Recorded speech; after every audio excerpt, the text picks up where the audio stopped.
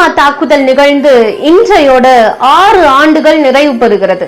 2019 பிப்ரவரி 14 அன்னைக்கு ஜம்மு காஷ்மீர்ல இருந்து ஸ்ரீநகர் வழியாக வந்து கொண்டிருக்கும் பொழுது சிஆர்பிஎஃப் என்று சொல்லக்கூடிய மத்திய ரிசர்வ் காவல் படையினர் சார்ந்த வாகனங்கள் வந்து கொண்டிருக்கும் பொழுது இஐடி குண்டுகள் பாய்ந்து 40 பேர் வீரமரணம் அடைந்தார்கள்.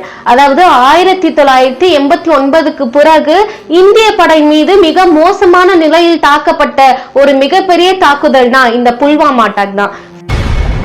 பிப்ரவரி 14 உலகம் முழுக்க காதலர் தினம் கொண்டாடப்பட்ட வந்த வேளையில வீர மரணம் அடைந்தவர்களின் குடும்பத்திற்கு இந்த செய்தி காது விழும்போது அவர்களுக்கு ஒரு பேரிடியாக இருந்தது.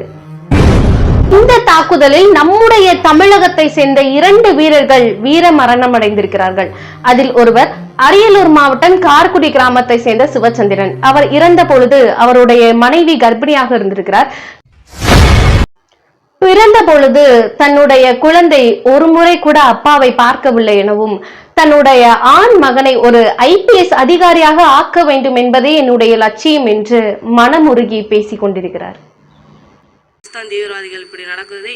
எங்க வீட்டுக்காரோட ஆசை கனவு என் பையன் IPS ஆகணும்.